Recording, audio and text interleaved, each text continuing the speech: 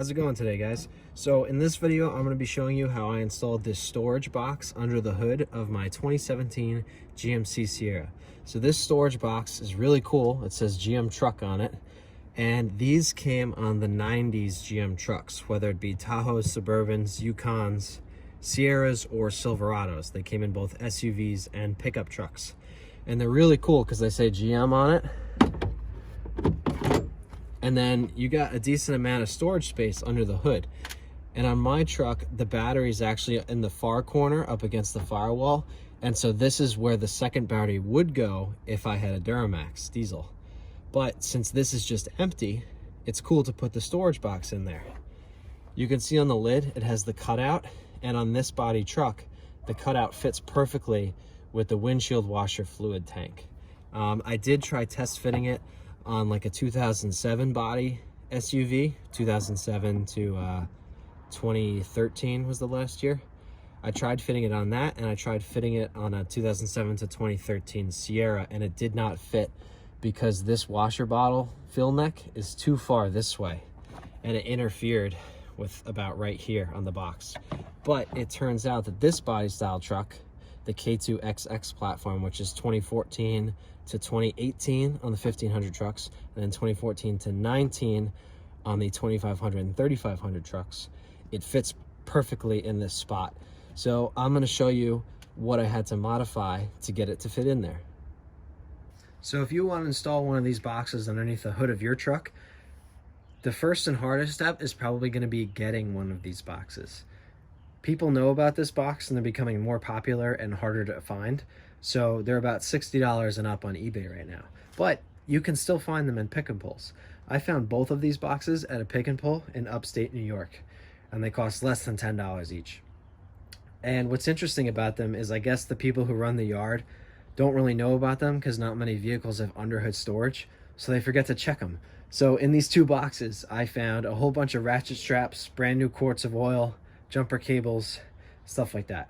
So to install it, you're going to have to make a couple of modifications. The first is to the box itself. This stud is how it mounts to the inner metal wheel well liner. So you have to cut that off. I did that.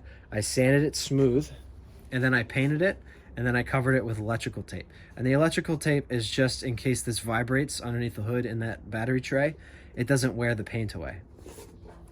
The next modification is right here. This is how it mounts to the inner front fender. And all I did was take a Dremel with a cutoff wheel, and I went around the whole outside and just completely cut it off. But the way it sits inside the truck, it actually has the inner fender sitting right here, and it blocks this hole, so nothing would be able to fall out anyway. And then I had to drill a couple of holes in order to bolt it in place. Then to the lid, you have to make a couple of modifications to the lid. The first is on the hinges. These hinges used to be more curved up like this, so I took a heat gun and I heated it up, and then I just bended the hinges more down that way. And because of the type of plastic, you can actually heat them up, bend them, and then just let it cool while holding it, and then they'll keep their shape. And so the reason for that is when it's on the box like this, underneath the hood, there's a strut that goes from the radiator support to the inner fender. And when you open the lid, it would hit. So instead of only accessing the box through this gap, I want to be able to take the lid completely off and have access to the whole box. So if I left the hinges super curved, I'd have to bring the lid all the way up to here in order to get the lid off. But because I bent them, I can bring it up to that strut and then just pop the lid off like that. Then the other thing I had to do to these hinges is these rear hinges. I just trimmed a little bit off, and that's so when it's here on the box, it can slide left and right a little bit. And that's because in place, the headlight adjuster sits just over the lid right here. So if you lifted it up, it would just hit that headlight adjuster. So you lift up, slide it this way, maybe a 1/4 inch or whatever you take off of those hinges, and then you can just pop it off. And then this box used to be dirty and disgusting like this. I just cleaned it up with some engine degreaser, a brush, a hose and some water. On the lid, I took a toothbrush and soap and I got in all the cracks and I got out all the old dirt. And then I just treated it with Meguiar's M40, which is my favorite vinyl and plastic cleaning spray. And this thing looks like brand new. Then the other thing you have to do for the bolts is these are the 2 original bolts from the battery tray, actually. They held that battery tray down, but they're just too short. When you put them through the box, they're not long enough to contact the captive nut on the bottom of that battery tray. So I just had to get some longer bolts. So I just went to Lowe's and I got some stainless steel bolts and stainless steel washers. So let's go under the hood and then I'll show you how I drilled the holes and how I bolted it in place. So here under the hood, here is the battery tray. And you can see the holes where the nuts that I removed used to be. Right there and there. So I removed those 2 bolts and then I had to figure out where to drill holes in this storage box.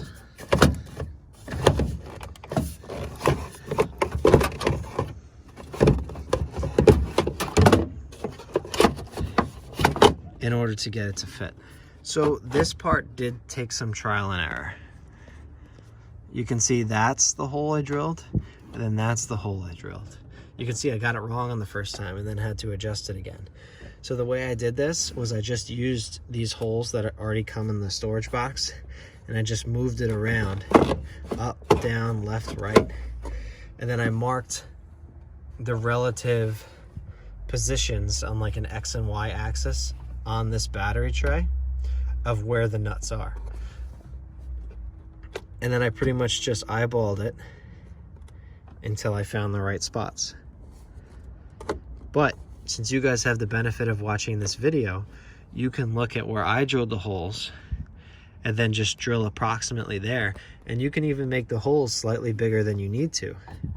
Because if you use some big fender washers like this, they'll still more than cover those holes. So now I'm just gonna take those bolts and screw them in, but not too tight. You don't wanna make them too tight because you could crack this old brittle plastic. Because underneath where the bolts go, the box isn't sitting flat on a surface like this. The box is actually floating above because this is lower than this. So if you kept cranking down on it, you'd keep forcing the box, or at least that one part of the plastic on the box, lower and lower until it cracked. So you want to tighten these down until they're just snug, and then maybe a little bit more just to deflect the plastic a little bit, but you don't want them super tight. Okay, so now that it's bolted in place, I'll just show you what I was talking about with the lid.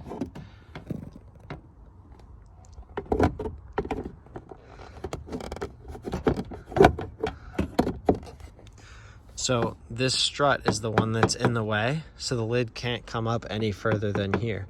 And the way the hinges were before, I wouldn't have been able to get the lid completely off, but now I can. So then you push the lid down and you can see that's the headlight adjuster that interferes with the lid. But I'm able to slide the lid a little bit to the right and go just past it. Then it slides back to the left and then clips down in place. And you can see that on this body style, the washer fluid fill neck is just perfectly in this cutout. It's like they used the same design from the 90s. Slide it to the right, and then it goes past. Slide it to the right, back over, and it fits perfectly. And this isn't gonna go anywhere. Those 2 bolts that I installed, they're more than enough to keep whatever weight I'll have in there in place. In my case, I just keep a brand new quart of oil in there. These engines don't really burn oil like they used to, but I just like to have it. And then I'll keep a brass bristled brush in there for cleaning battery terminals, and then a cheap pair of gloves. I did try putting a set of 4-gauge jumper cables in here, but they were just too big to fit. But I bet you if you tried a shorter set of jumper cables or a set of 6-gauge jumper cables, they'd probably fit. And it's a great place to keep jumper cables because anytime you use them, you're opening your hood anyway. So if you guys like this mod, like and subscribe because I do a lot of interesting and cool stuff like this. Thanks for watching.